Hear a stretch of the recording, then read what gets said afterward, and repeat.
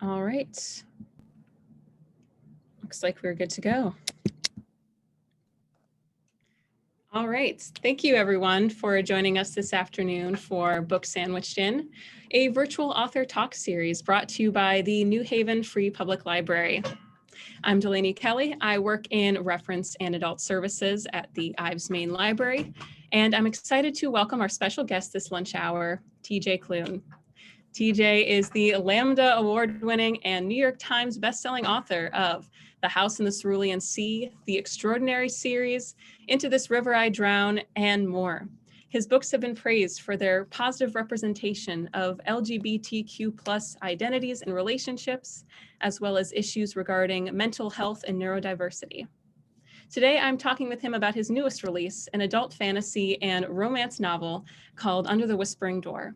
This book is a heartwarming tale about love, grief, and maybe finally learning how to live even after one has died. TJ, how are you today? I'm good. Thank you so much for having me. I'm so excited to be here. This is wonderful. Great. Is it cold where you're at? Because we're experiencing a cold Connecticut right now. It is very cold. Yes, I'm in Virginia, and yesterday it was 72 degrees, and today it is 32 degrees outside right now.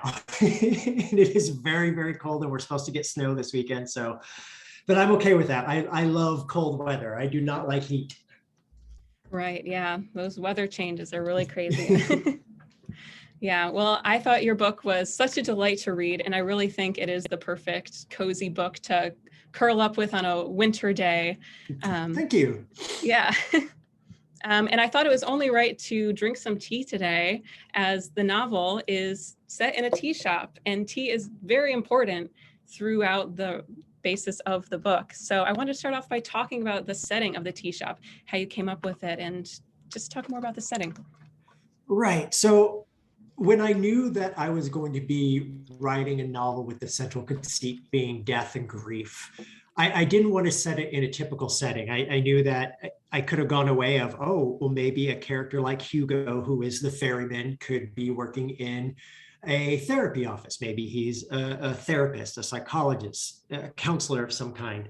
But then I thought, well, that's what he would have to be anyways, no matter what he did, because his job is to help people accept their new reality. His job is to help people realize that they have passed on and that they are in his tea shop because they need time to gather themselves together before they move on to whatever's next. And so I've always been a huge fan of tea. In America, as I'm sure everyone knows, we have a very heavy coffee culture here with Starbucks on every single corner. But I grew up drinking and loving tea. And so it was while I was doing research for this book that I decided to just randomly, as I do, because my brain just goes that way, I randomly started looking into different kinds of tea. And what I found there was that tea is not only the second most consumed drink in the world after water and before beer. It has been around for thousands and thousands of years. And not only that, each culture has their own customs or celebrations or moments that revolve around tea. And it's something that I felt was extraordinarily universal because tea has been around forever. And so has the idea of death. We all know that no matter who we are, we will all meet the same end at one point or another. We will all pass on. And the idea of wanting to build a place of comfort for those who have passed on, I wanted to combine that with the idea of tea, because tea, again, has been around for thousands of years. It crosses every culture on the planet. And it just seemed that to have that universality in a tea shop would make it more welcoming for people who are coming, the spirits who are coming to Hugo. So I did what I did best and decided just to combine all of that, and I made it a tea shop. And not just any tea shop, but a tea shop that is a mishmash of different architectural ideas, which will symbolize the inside of the house, where it's a mishmash of cultural ideas, given that the people who work there, the people who come across, come from all walks of life and bring with them different backgrounds and different views on the world. Absolutely. I definitely love how you kind of make this idea of the afterlife your own, while also being respectful of the way different cultures observe the afterlife. Right. Yeah, I want to touch on that. I don't necessarily go into the, for those who've read the novel, I don't necessarily explicitly say, this is what the afterlife is like. This is what you can expect me to get there. There is God, there is no God. This is heaven, there is hell. I didn't go into that because, again, the everyone around the world has their own beliefs, and I didn't want to take away from their beliefs by adding any kind of potentially religious angle to this book. This is not an exploration of religion. It's an exploration of what it means to be a good person and how grief can affect us all in different ways, because grief affects everyone differently, even though we've all experienced it at one point or another. Absolutely. And I couldn't help but notice how there's remarkably a lot of bureaucracy in your envisioning of this afterlife. So how did you go about coming up with the conventions of this specific afterlife? So one of my favorite movies of all time is Beetlejuice, which is I think it's the pinnacle of film, if I'm being honest. And Set in Connecticut. Right. Yeah, exactly. And there's a scene in Beetlejuice when Gina Davis and Alex Baldwin, they have recently passed away, and they basically go into a bureaucratic nightmare. They have to go meet with a social worker who reviews their records and everything. And it's this cubicle hell. And then so that has always struck me. I always wanted to see more of that. What would the bureaucracy of death look like? To me, it would seem like there'd be a bunch of middle managers that have to go through a bunch of red tape to get anything done. And so in the earliest iterations of the novel, and by iteration, I mean the ideas that I had, nothing was written down yet, I thought about running with that and exploring, going into the idea of getting to heaven or going to hell, what the idea of heaven and hell might be and what it would take to get there. But as sometimes happens, somebody did that idea first and did that much better than I could. And that turned out to be The Good Place, the comedy on NBC, which is one of my all-time favorite shows now. But as sometimes happens, they had a similar idea and they got to it first, and they did it infinitely better than I ever could have. So I put it on the back burner. And then when I kept coming back to it, though, because I wanted to explore what grief does to a person, but not for the people left behind, for the person who has died. What does that kind of grief look like? And is it possible to feel grief for yourself, even though some might consider that selfish? So instead of going through the bureaucracy of the actual afterlife, I thought, what if I brought one of those managers to the tea shop instead? And so that's why we would have the character of the manager, who is this fearsome cosmic being in the body of a little child. And what is he? Is he the ruler of the universe? Is he basically just a middle manager? I don't know. I think that's open for interpretation. But the idea of bureaucracy fascinates me because it would be right on the nose if when we do pass that we would have to go fill out paperwork afterwards. Because I think about it like this: when you die, people have to pay taxes on you because you died. It's so ridiculous. And so I just figured that heaven is going to be this, or whatever the afterlife is going to be, is just going to be this enormous waiting room where you have to take a number and wait for your turn to be called, not unlike the DMV. Oh, that sounds like an absolute nightmare. It absolutely is. Maybe that'll be heaven, maybe that'll be hell, maybe it'll be a bit of both. Right. I can't help but notice that both Wallace Price, who is the protagonist of Under the Whispering Door, and Linus, who is the protagonist of The House in the Cerulean Sea, both kind of start out as characters deeply embedded in this kind of corporate bureaucracy. It's about drive, it's about power kind of culture. And I was wondering if your background as an ex-claims examiner had anything to do with that. Absolutely. So Linus, I think, is a cog in a bureaucratic machine from The House in the Cerulean Sea. And I think that I would even go as far as to say as Wallace might be that machine, or at least a much bigger part. Linus is stuck in a rut and doesn't know how to get out. Wallace doesn't give a damn about really pretty much anyone or anything other than the bottom line and having things done his way. I worked in cubicle hell for 10 years as a claims examiner. I was the adjuster that you call when the accidents were the most serious that they could be, when there was loss of life or grievous injury or lawsuits involved. That's who I was. That's who I handled. And as you might imagine, that is a very, that is a job that can weigh upon you. That is a job that can chip away at your soul until you want to bang your head against the keyboard.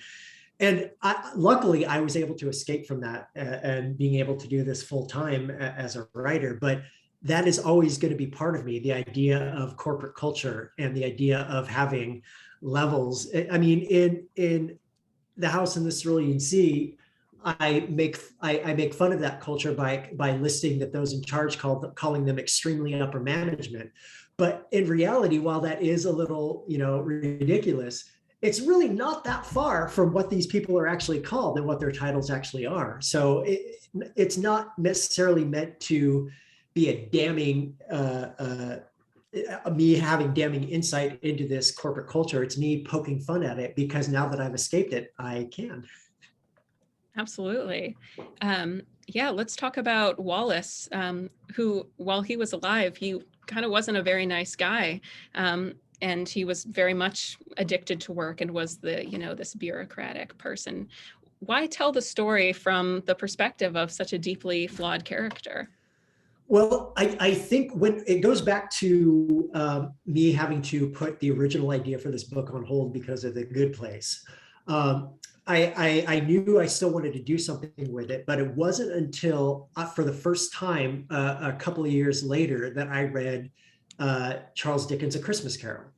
I had never read it before. I'd seen, the adaptations and whatnot, but I never actually sat down and read about Ebenezer Scrooge. And what I was struck by that book, obviously it's a classic for a reason, and I am not disparaging Mr. Dickens in any way, shape, or form.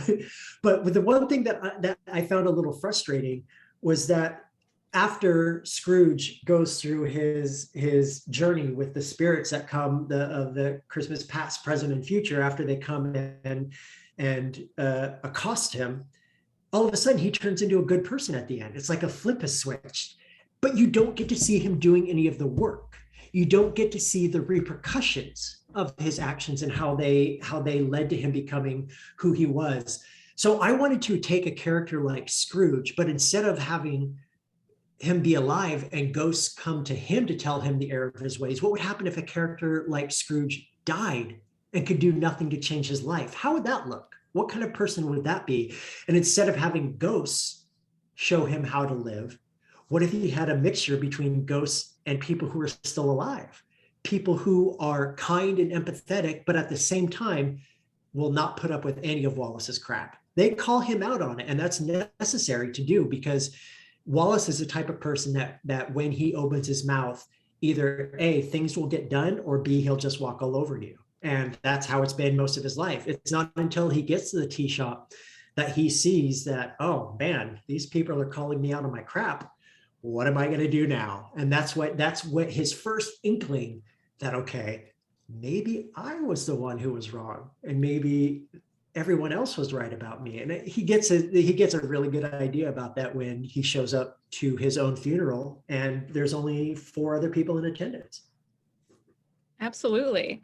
Yeah, let's talk about the characters that he meets when he arrives at the tea shop. I think what makes your book as engaging as it is are the kind of cast of characters that he encounters, particularly May the Reaper and Hugo the Ferryman. So I was wondering if you wanted to speak on their roles, both kind of as agents in the afterlife and in relation to Wallace. Yeah, so May is a Reaper. She's the one who finds Wallace at his funeral, and it's her job essentially to make first contact with spirits. She then, after she makes that contact, she then brings them back to the tea shop to meet Hugo, and basically Hugo takes it from there.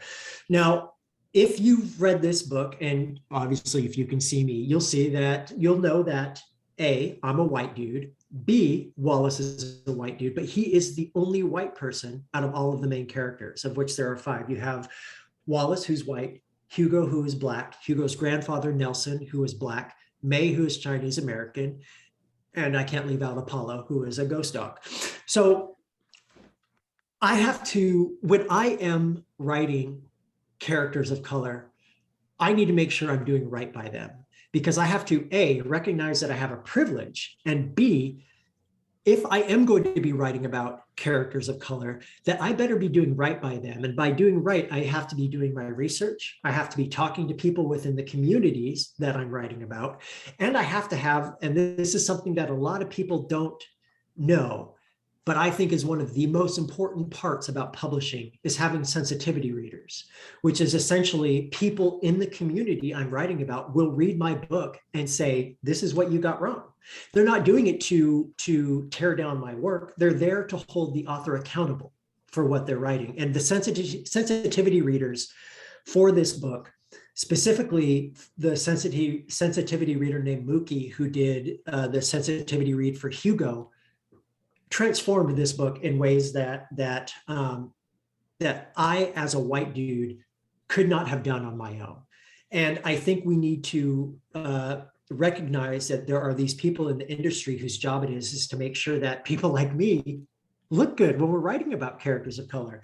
May is a Chinese American woman who is very strong in her beliefs. She is proud of what she does, and she will not take any guff from anyone. She does not like it when people talks badly about her job, about the tea shop, about Hugo, because she understands the importance of the work that they do. And even if no one else around her does, meaning Hugo Wallace at the beginning, she knows in her heart what she does and how important it is. And I think that makes her a delightful character to follow. She and Nelson are the comedic relief of this book, but at the same time, they both have depth to show that they're not there just to make quips. Hugo, as the love interest in the other main character, is a character that I based upon my research when I was looking into end-of-life care.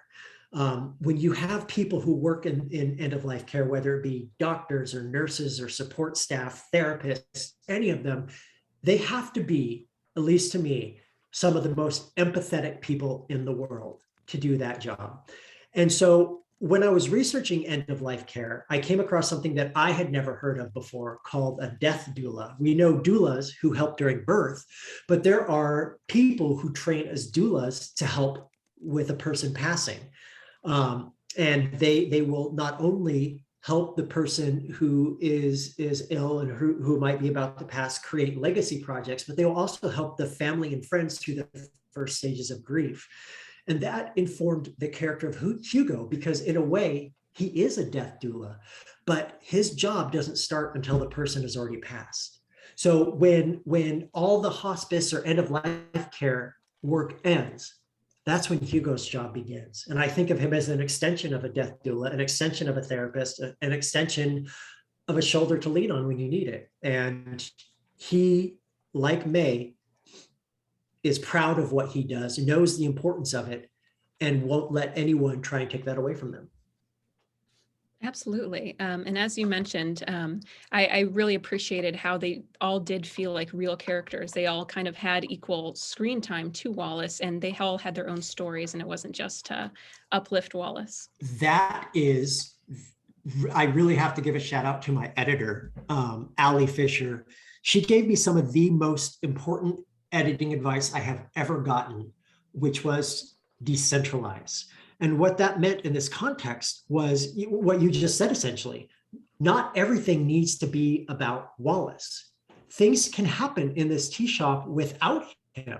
And in fact, if everything that happens involves Wallace, he could potentially be read as a white savior trope, which is not something that I ever wanted to approach. So with Wallace, I wanted to make sure that I took care with his journey, because when you're writing a character who starts off as a jerk, let's be frank, he's a jerk. When you start off writing a character as a jerk, and the point of the story is their redemption, if you do it too quickly, it feels unearned. But if you take too long to do it, then the reader has no one to root for. Especially with the main character, you want to be able to root for your main character. And so when you're writing them as a Scrooge-like character, that can be a tricky line to walk until you get to the point. You want to make them as human as possible while still allowing them to have their eccentricities, or in Wallace's case, being a jerk. Absolutely. I wanted to take a moment to ask this question that was just posed. I believe this was in regards to you mentioning doing researching to the death doulas. Lisa says, I'm curious about how you do your research. Do you read books on a topic, interview people, shadow folks in the jobs you're interested in? I do all of that. I try to do all of that, I should say. My level of research involves reading books, reading articles written by the people in the field. I read one of the sensitivity readers sent me this wonderful post about the idea of the harm that a magical Negro trope plays in fiction. And she gave examples. And of course, one of the examples or quite a few of the examples unfortunately come from my favorite author of all time, which is Stephen King, but he has been known to use the magical Negro trope in books like Green Mile with John Coffey, The Stand with Mother Abigail, and it can be harmful. And those kinds of things need to have care taken with them. The book opens with an author's note from me that basically serves as a content warning that says, this book explores love and loss as well as life and grief. It covers many forms of topics of death up into including death by suicide. And that level of care that I put into that message is the same level of care that I want to put into my research, because regardless of who I have reading the book, whether it be editors, whether it be sensitivity readers, anybody, regardless of what happens during that, at the end of the day, it stops with me because these are my words. So when I do go into something that I have no experience in, such as the idea of end-of-life care, I talk to people within that community about what that is like. And I was actually able to speak to a death doula about her job and what it entails, to get not just the overall story right, but to get the little details right too. And most people won't get, or most people will just read over those little details as just part of the story. But if you're in this community or you're in this type of work, if you see that little detail, you'll be like, okay. So he knows, he did his research. And that's important to me. I want no matter who reads this book, whether they be in end-of-life care or have any other job, to be able to read this story and take it for what it is, which is a reminder that sometimes it's okay not to be okay. Absolutely. That's so important. So this book is a lighthearted read, believe it or not, but it does. No, it is. It's a comedy about grief. Yeah, and it covers these heavy topics really well, death and dying, which we see may not always even be quick and painless, as well as the process of grief and like the deep visceral feelings that may come from that. So I'm wondering how you navigated that balance of lightheartedness while writing this book. That itself is another tricky line to walk, because if you go too heavy in one direction, say heavy on the grief side, it can feel you can feel it weighted on your shoulders, and it can begin to bring you down, and it's a slog to read through something like that. On the flip side, if you focus too much on the comedy, it could feel like you're making light of the topics that you're trying to talk about. So I always go into books that I know are going to be a mishmash of these kinds of things with extra care. There are certain times that my editor will rein me back in when she reads and says, okay, well, you made your joke. You don't have to keep on making other jokes, and she'll cut that stuff out. But I strive for a balance that if I make you feel something, whether it be joy or sorrow, that in the next moment, I try to make you feel a little bit differently. Not necessarily take that feeling away from you, but to maybe make you think about that feeling from a different perspective. Absolutely. And I really appreciated that despite its more fantastical elements, what remains very grounded throughout is this depiction of grief, as you mentioned. Well, I think that that's important because, as I said before, no two people experience grief the same way, but there is something universal about grief itself, given that if you live long enough to learn what love is, you'll know loss, you'll know grief at some point in your life. That's just the facts. That's just how life works.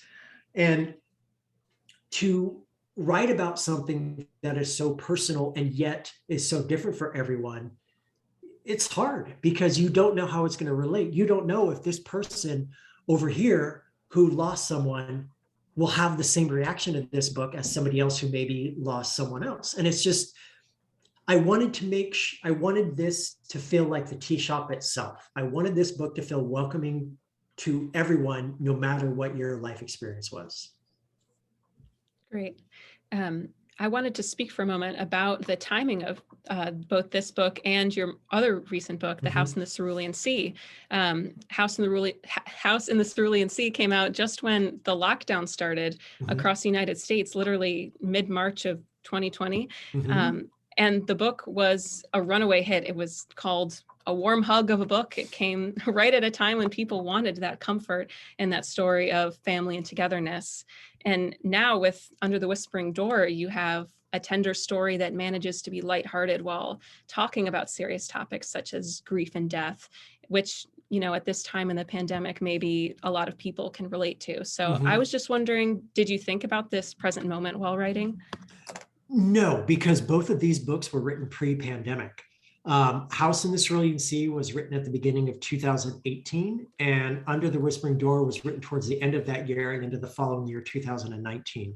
So these were all done by the time the pandemic kicked into gear. Something a lot of readers might not know is that in mainstream publishing, it's not unheard of. As a matter of fact, it's pretty common for a book to be finished and not released for 2 years until because you want to have time to do the marketing, you want to have time to do all the editing, you want to have a time to do everything that's needed to get this book into the hands of a reader. So it takes time. So imagine, if you will, me signing with Macmillan and Tor for The House in the Cerulean Sea and Under the Whispering Door, and building it up for 2 years, getting ready to get to this moment. March 17th, 2020, that was the date. I knew that date a year in advance, March 17th, 2020.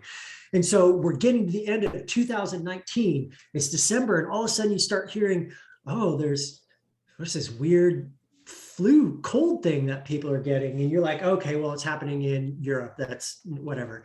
And then, you know, late December, oh, well, we have our first cases of what we're calling COVID-19 in the United States. And I'm thinking, okay, well, swine flu, H1N1, all of that, we've been through that before. No, of course that's not how it happened, because, you know, I'm sitting there thinking, well, everybody, you're going to be getting ready to read my book, and then literally this book came out on a Tuesday, The House in the Cerulean Sea.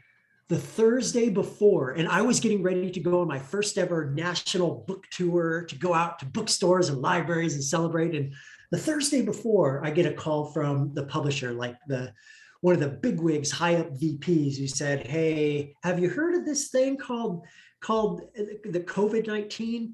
It's apparently getting pretty bad, so we're canceling everybody's book tours, and authors that are out on tour, we're bringing them back home just until we can get everything figured out, make sure everyone is safe. But your book is still going to come out. And I said, okay, I can work with that.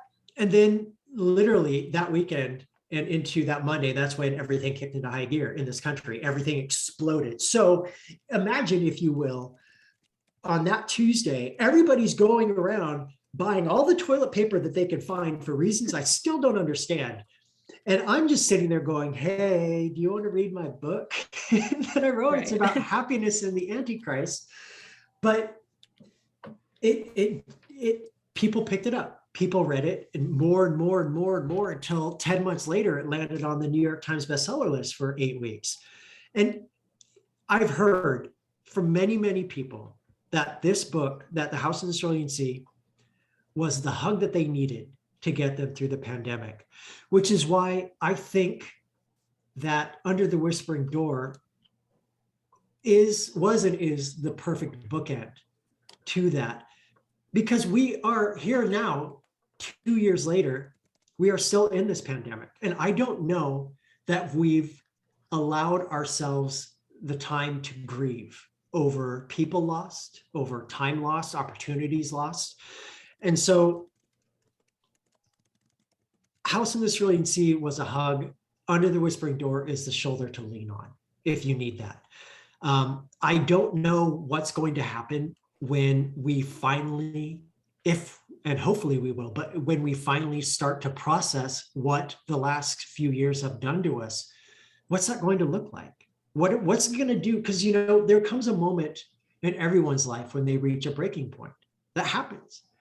I wonder what our breaking point is going to be with this pandemic and what that's going to look like. And if this is our normal, or if we're going to go back to some semblance of the normal that we used to have. I don't know, but I think about that a lot, about what that does. And I think that even though I wish the world was in a much different place, that these books came out exactly when they were supposed to.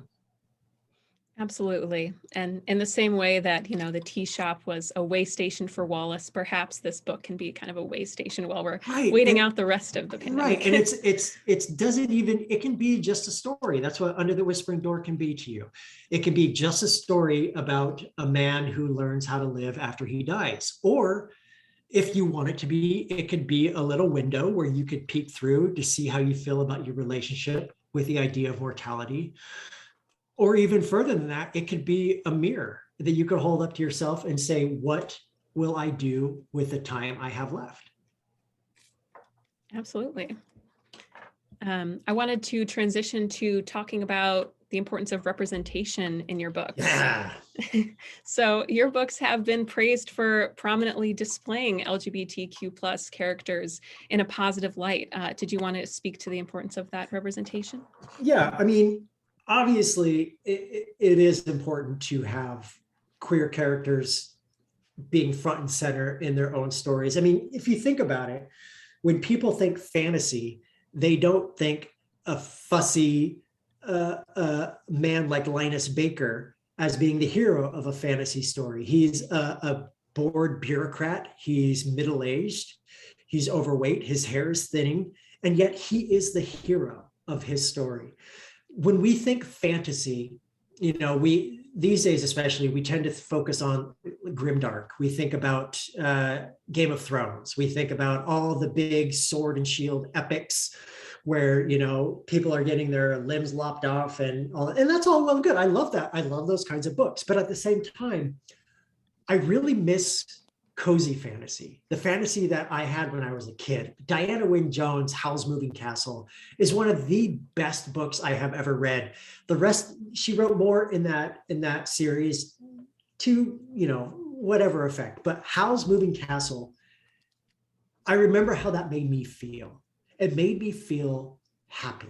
It made me feel warm.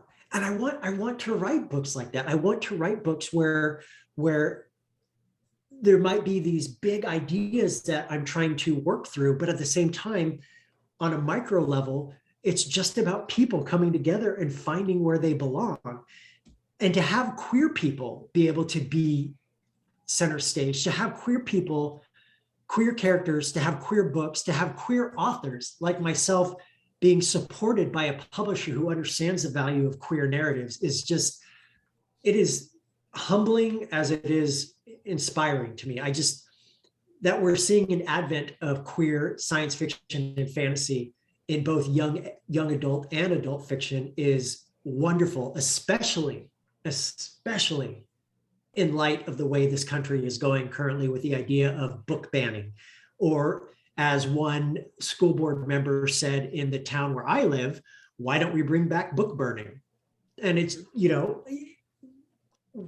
you are taking books away from the kids who need them most. You're taking away from marginalized communities specifically. And look, you can say, these politicians can say whatever they want, but if you look at the list of the books they are trying to ban, remove from schools, they are primarily, overwhelmingly books by BIPOC authors or queer authors. That's it. And the books that are being the books that they want removed aren't pornography. They're not inciting violence. These books are exploring different walks of life. They are teaching things to kids. If I was a kid, when I was a kid, if somebody had handed me a book like The House in the Cerulean Sea, or a book like Under the Whispering Door, or any of the other queer fantasy science fiction that we've seen see out there today, I would have cried in happiness because I didn't get to have that when I was a kid. I did not get to see myself in fiction. So I grew up making sure that that other people who were like me that came after me would never have that problem. That's why in books like House in the Cerulean Sea and Under the Whispering Door, being queer is only part of the narrative. It's not the focus. These books aren't coming out stories. And that's not that there's anything wrong with the coming out trope. And there are many greater authors than I who've written wonderful coming out stories. But the thing is, that's not when life stops for queer people. For the rest of our lives, anyone new that we meet is someone we potentially have to come out to. So instead of making being queer the focus of these books, I wanted it to feel as organic as everything else. And these books, being queer is just mentioned, and then everybody moves past it. There's no homophobia, and whether or not that's realistic, whatever. Homophobia is boring, and I don't even know why we still have to talk about it. But that's not what these books have in them, because I have bigger, more important things in mind when writing than putting my queer characters through trauma based upon heterosexual normatives. Absolutely. And if you're going to write a fantasy book, why include homophobia, you know? Right, exactly. In the House in the Cerulean Sea, they're dealing with a form of bigotry. And that is a worldwide bigotry. It's that that humans are fearful of those who have magic. Why would you care who somebody sleeps with or who somebody falls in love with? Why does that matter in the grand scheme of things? As long as it's consensual, as long as both legal, and as long as both people are in agreement, they should be able to love whoever they want to love. Right. And there's a lot of, harmful tropes that affect queer characters in the media. Mm-hmm. And reading your books is a testament to the fact that authors can be more mindful of how they portray marginalized identities. Right, because this day and age in the year of our Lord 2022, we still have to deal with tropes like bury your gays or fridging lesbians, which, in case people watching don't know, it's basically what it sounds like. It means killing the queer people in further service of the straight character narrative. And those are tropes that still happen. There are still television shows produced that will kill off queer characters just for a shocking moment. There are books written that have queer characters killed off just for a shocking moment. And if you're going to write about queer people, much like I do when I write about communities that are not my own, do your research. Talk to people in the queer community and ask them how they feel about seeing themselves represented on the screen only to be killed off. Right. And I find it funny, too, that in Under the Whispering Door, even though one character is literally dead, it still manages to not be the bury your gays trope. Because loving romance. Right, exactly. Yeah. Wallace dies at the very beginning. And he, one thing I love about him, I just love him, even when he's a jerk. I just love him to pieces. And one thing I love about him, and one thing I like about his arc, is how easily he says he's bisexual in the book itself. He basically this is what I went through when I was younger. I was married to a woman. Now I'm not, and I'm attracted to men as well. I'm bisexual, and that's it. There's no big explosion. There's no, I saw this guy. I've never been attracted to a man before, so I must be gay for him. No, bisexuality is a thing that exists and should be written down on the page and have people discuss it, because people are in this world bisexual. And we just need to continue to have this kind of representation shown positively and not done in a way that could damage our community. Very true. And I was wondering if you wanted to talk about your influences growing up. I know you mentioned that you wanted to be that author that you didn't have growing up that had that positive representation. So I'm just curious what books you were drawn to as a kid, and maybe like the first representation of queer identity that you noticed. So as I said before, I love Stephen King. I've been reading Stephen King since I was probably way too young to be reading Stephen King, like 11 or 12. But what's so funny is about people growing up in the 70s and 80s is that many people have that story, that they read Stephen King at the age of 11 or 12 and went from there. Books, I grew up in a very poor rural area of Oregon, and books were considered a luxury. Not something that we could afford. So either A, I would go, because my mother went to garage sales every Saturday without fail. And I would go to garage sales and I would find old paperback Westerns that were there for a nickel and try to take those. Louis L'Amour was one of my absolute favorites. And the other side of that was the Douglas County Library in Oregon, which was my savior as a kid, because there I had the best enablers with librarians feeding my addiction for reading. They even if it was far above my reading level, whether it was fiction or nonfiction, I tried to read it because I wanted to read everything I could get my hands on. And the first time that I ever got to see a gay person in fiction was probably not the best one that I should have read. But again, this is I came of age in the 90s. So you can imagine what kinds of books were out there for queer people. You had Tales from the City from Amistad Maupin. You had, but the one I read was Patricia Warren's The Front Runner. If you know that book, you know that it follows a gay coach who has a love affair with one of his runners who is going for the Olympics. And if you know that book, you know that it ends tragically.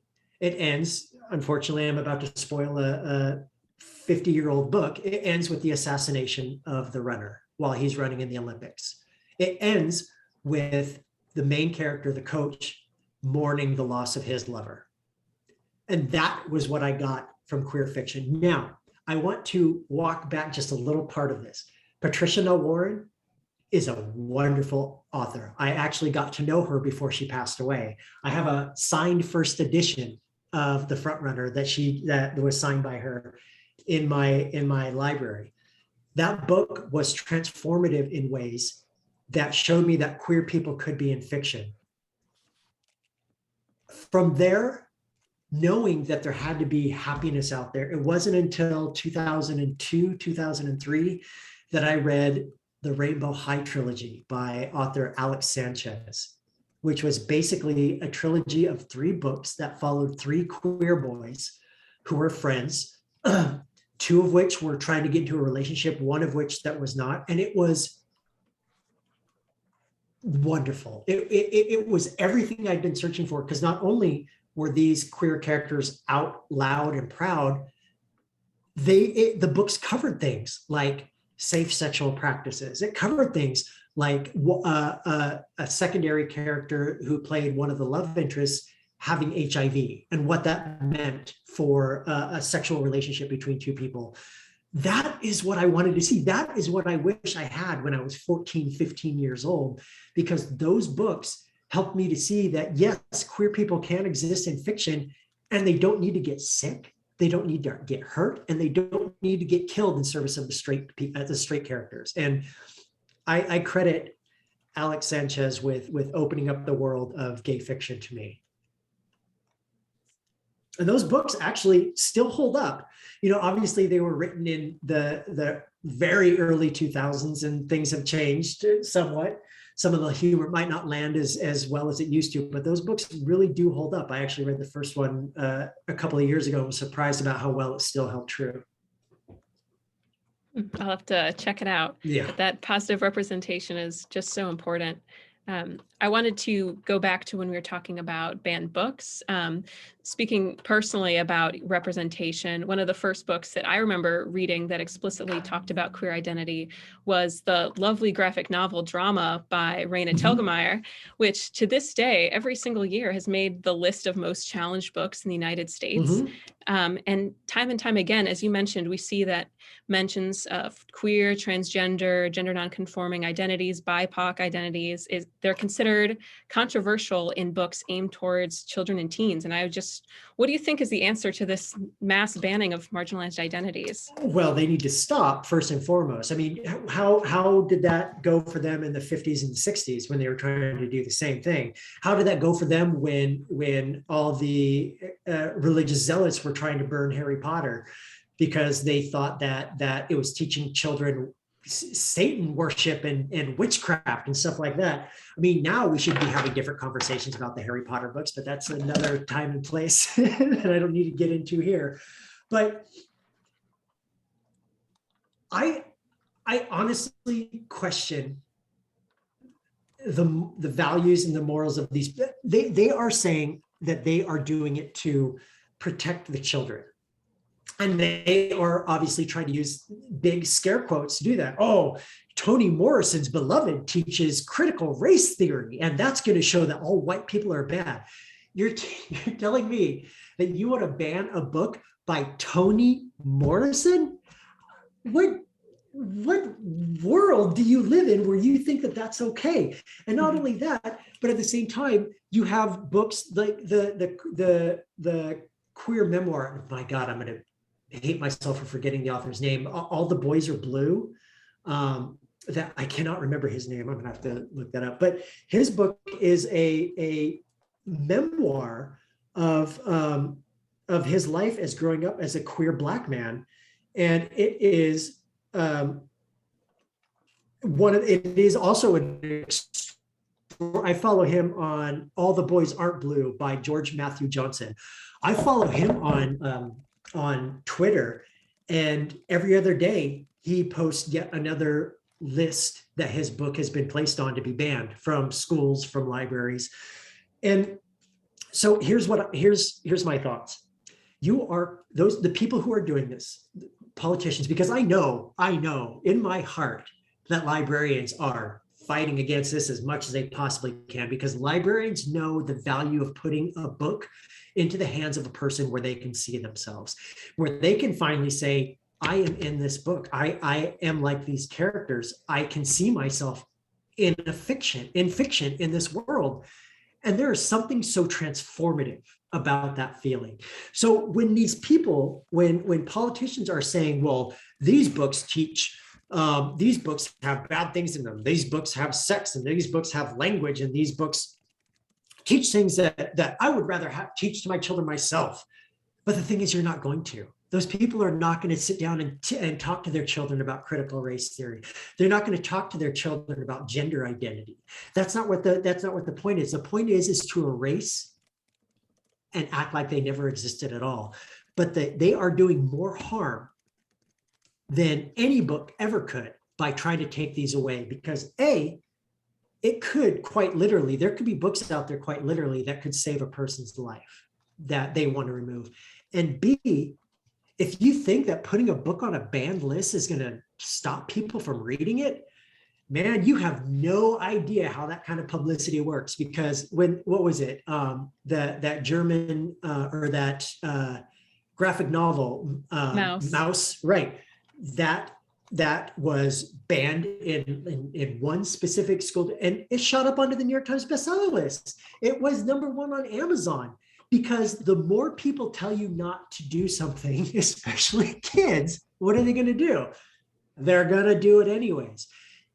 And it's not like children, 10, 11, 12-year-olds who are supposed to protect don't have a freaking cell phone in their hands where they can look up anything in the world. So you think, I'm not going to let you read this book because it has gay people in it. You don't think that they're going to go and look up online what it means to be gay or queer, bisexual, pansexual, anything like that? No. The only thing that these people are doing by banning books is bringing these titles to the attention of a wider populace, and therefore shooting themselves in the foot. But the fact that we can be in 2022 and talk about book banning and book burning and talk about laws in Texas where trans kids are going to be outed, I don't understand why we sometimes seem to make steps forward, but for every step forward we take, we jump back 4 or 5 steps.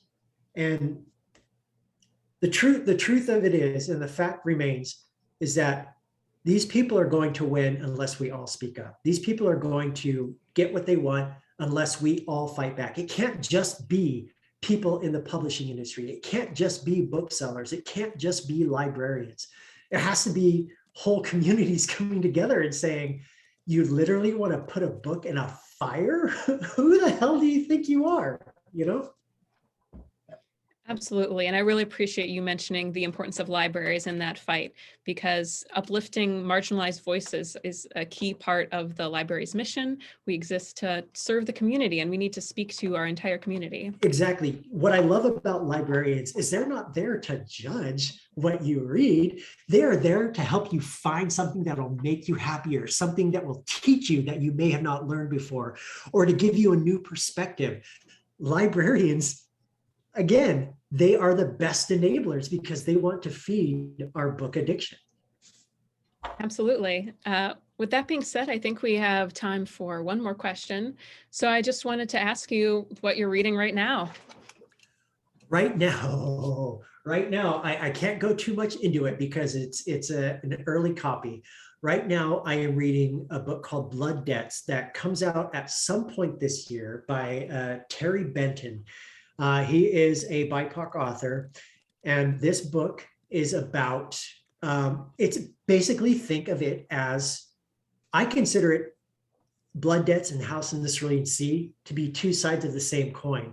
But whereas House in the Cerulean Sea is the light side of that coin, Blood Debts is a darker take on the bureaucracy of magic and what prejudice can do. It follows a brother and sister, Chris and Clem, who are Black teenagers who can do magic, but magic is something feared and regulated and controlled by the government. It's equated to gun control in the book, which I found absolutely fascinating. And it is, but what I love about this book is not only is it funny, sharply so at times that surprised me, but it has this undercurrent of rage in it at the idea that marginalized communities are getting slapped down. And that rage is palpable. And I am probably 20 pages from finishing, but last night it was 1:30 in the morning and I couldn't sleep, keep my eyes open anymore to finish it. So I'm so close to finishing it. But to me, based upon what I've read, and if it's Six the Landing, it's probably one of the best books I'll read this year. And that again is Blood Debts by Terry J. Benton that comes out from Tor at some point this year. Other than that, next month, March, I believe it's March, unless the date has changed, I was lucky enough to read an early copy of a book called Lake Lore by Anne-Marie Macklemore. They use they, them pronouns, so forgive me if I slip up. I'm going to try to keep that correct. This book, every so often, you will come across a book that makes you jealous for not having written it. I am so jealous that I did not get to write Lake Lore, but only someone like Anne-Marie Macklemore could have written this book and done it justice. It is gorgeous. It's about two neurodiverse boys, one with ADHD, one with dyslexia, both are trans. And my God, the language, their prose is stunning. It is gorgeous. And man, I just hope that this book blows up because, well, not that Anne-Marie Macklemore needs it anymore because they were just a National Book Award finalist or winner or something like that. I can't remember between the two and I apologize, but I am blown away by Lake Lore. It was one of my favorite books I got to read last year, and I was so honored to be able to provide a blurb for it because I think that this book is going to save lives. I really believe that book is going to save lives. Well, thank you for your recommendations. I'm really looking forward to checking those out when they come out. Absolutely. And thank you again for joining us today, TJ. It was a real pleasure to have you virtually. It's already time. We've already done an hour. Geez, that went by so fast. Well, thank you so much for having me here. Thank you for letting me blab away at you all for a while. Again, everybody who's watching and everybody who might watch this in the future, just remember to support your library, support these communities that need us, because to me, a community isn't a community unless it has a library at its center, because libraries, I am proof positive of the good that a library can do for a community, especially a poor community. I am here today because of a couple of teachers I had and a couple of librarians who loved books as much as I do. So please continue to support libraries and indie bookstores too, because those are also the lifeblood of a community. But thank you so much for having me. I appreciate it. Thank you so much. Speaking of, if you'd like to read any of TJ Klune's books, you can request The House in the Cerulean Sea and Under the Whispering Door from any of our branches. They are circulating pretty rapidly, so make sure to place a hold today. We also have several of his books available in ebook format through Hoopla. Please check them out. And additionally, if you like heartwarming queer romance, you might enjoy a discussion about Marxist theory. Please join us on March 10th. We'll be chatting with Jane Gordon and Drusilla Cornell about the book Creolizing Rosa Luxemburg. Today's book Sandwiched In was made possible by gifts to the New Haven Free Public Library Foundation. If you enjoyed the program, please consider making a donation at nhfpl.org/donate to help support the collections, programs, and services of the library throughout the year. And once you exit this Zoom, you will be prompted to take a brief survey, and that would really help us if you complete that. Thank you so much, TJ, for joining us today. Y'all have a good day. I appreciate it. Bye-bye.